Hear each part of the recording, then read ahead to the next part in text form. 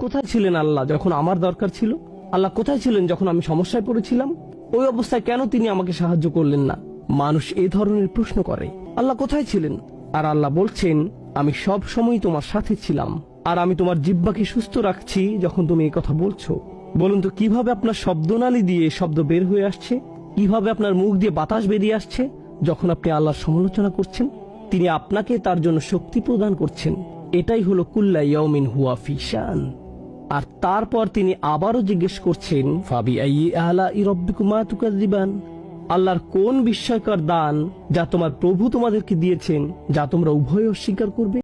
আরে মানুষ, তুমি একটু ভেবে দেখো, তুমি দিনে দিনে তোমার রবের নিকট এগিয়ে যাচ্ছ, প্রতি মিনিটে মিনিটে, সেকেন্ডে সেকেন্ডে, যেটার জ্ঞানও তোমার নেই। আর তোমার তার সাথে দেখা হতে যাচ্ছে। অনেকটা এমন যে আপনি যাই করেন না কেন, আপনারা সম্ভবত প্রত্যেকে লিফটে চড়েছেন, যেটাতে আপনি শুধু দাঁড়িয়ে থাকেন, লিফট এগোতে থাকে। আমরা এভাবেই দাঁড়িয়ে আছি, বুঝি বা না বুঝি, আর সেদিকে এগিয়েছি, আমাদের রবের দিকে আমরা অগ্রসর হচ্ছি।